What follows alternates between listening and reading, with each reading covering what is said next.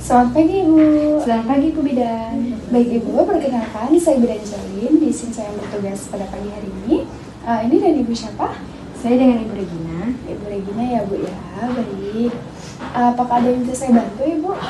Ya Ibu, di sini saya mau datang untuk ber-AB Ibu Bidan. Saya baru melahirkan 1 minggu yang lalu. Oh Ibu mau menanyakan mengenai KB ya Bu ya. Betul. Dan baru melahirkan 1 minggu yang lalu. Ibu sekarang menyusui Ibu ya? Ya Ibu, menyusui. Baik Ibu, sebelumnya mungkin nanti saya akan menanyakan beberapa hal kepada Ibu.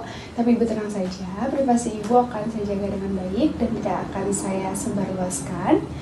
Apakah Ibu berencana nih Ibu selama 6 bulan ini akan memberikan bayi Ibu susu formula mungkin? Kayaknya enggak dulu Bu. Tidak Soalnya ya? mau supaya lebih hemat, enggak apa-apa nyusuin aja. Mau menyusui ya Bu ya, Ya. secara eksklusif selama 6 bulan ya Bu ya? Ya, betul sekali Bu ya. Apakah Ibu memiliki pengalaman KB sebelumnya? Ibu pakai KB apa? Belum pernah Ibu. Belum pernah ya, Bu pakai ya? KB, ya. Berarti ini usia pernikahannya berapa lama Ibu? Baru 1 tahun Ibu. Ini anak yang pertama. Baru 1 tahun ya, dan Iya. belum ber-KB sebelumnya Bu ya. Apakah Ibu ingin memiliki anak lagi? Kayaknya tunda dulu deh Bu Bidan, kayak 3 atau sampai 5 tahun lagi. Baik, Ibu mau menunda sampai 3 atau 5 tahun lagi ya Bu ya? Ya, betul Bidan. Apakah sebelumnya Ibu mengetahui nih kapan nih kembalinya kesuburan pasca persalinan? Nggak tahu Bu Bidan, tapi yang di ini 40 hari ya Bu Bidan. Iya, Pas itu. betul sekali Oh, Ibu. iya. Jadi kembalinya kesuburan pada Ibu pasca persalinan sekitar 6-8 minggu Ibu. Oh, iya. Apakah sebelumnya Ibu mengetahui nih KB yang dapat Ibu gunakan setelah Ibu bersalin? Nggak tahu Bu Bidan, nggak tahu apa-apa tentang KB karena belum pernah ber-KB. Iya ya Bu ya, baik.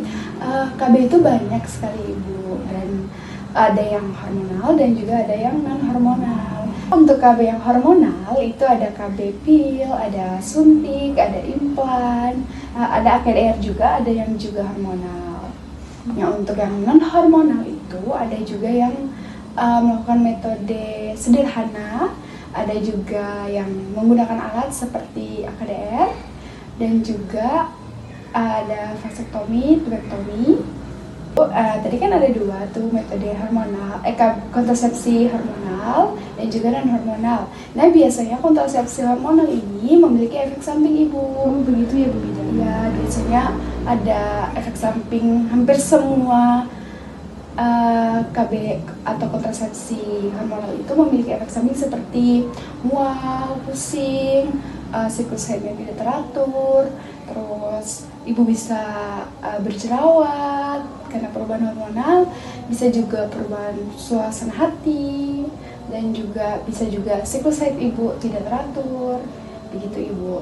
Nah untuk non hormonal biasanya dia kalau misalnya AKDR dia biasanya memiliki efek samping seperti flek pada saat Ibu perdarahan, mungkin nyeri, kram gitu saja Ibu kalau untuk AKDR, alat kontrasepsi dalam rahim. Nah untuk metode lainnya itu tidak memiliki efek samping. Tapi tenang saja Bu, biasanya metode hormonal ini untuk efek sampingnya tidak didapatkan pada semua ibu ya Bu ya. Jadi dia bisa saja dia ada efek sampingnya, bisa juga dia tidak. Dan biasanya kalaupun dia terjadi biasanya hanya beberapa bulan, tidak seterusnya. Oh begitu. Ya Ibu. Dari penjelasan saya tadi, apakah Ibu mulai berpikir nih Bu mau alat kontrasepsi yang mana? Kayaknya saya yang non hormonal deh Bu, karena saya takut sama efek sampingnya. Ya baik-baik. Berarti Ibu maunya yang non hormonal saja ya Bu ya, Iya, karena betul. Ibu tidak mau mengalami efek samping Iya, seperti saya jelaskan tadi. Iya. Nah, baik Ibu. Untuk yang non hormonal tadi kan sudah saya jelaskan mengenai KDR. Ada juga MAL atau metode laktasi, metode sederhananya, dan juga ada juga senama terputus. Ibu sekarang belum haid kan ya Ibu ya? Ya belum Bu Belum Bidan. haid ya. Jadi untuk AKDR ini tadi kan saya sudah menjelaskan mengenai efek sampingnya yang Iya, ada efek efek samping, samping, iya, ya, betul. seperti perdarahan. Nanti ibu pada saat haid mungkin perdarahannya lebih banyak, ibu mengalami kram gitu. Jadi kira-kira ibu mau memilih yang mana? Kayaknya yang mal aja deh Bu. Yang mal ya Bu ya. Kebetulan ibu juga menyusui sekarang ya, dan Iya. ibu mau menyusui secara eksklusif nih selama 6 bulan. Ya cocok ibu untuk metode aminorelatasi ini Bu ya. Tapi metode aminorelatasi ini tidak lagi efektif ibu apabila salah satu dari persyaratannya sudah tidak terpenuhi. Nah, persyaratan untuk metode aminorelatasi ini ada yang pertama, ibu harus menyusui bayi selama 6 bulan secara eksklusif atau tanpa makanan tambahan seperti formula, susu formula begitu ibu. Yang kedua, ibu belum mendapatkan haid. Dan yang terakhir itu apabila bayi ibu sudah berusia lebih dari 6 bulan. Oh iya.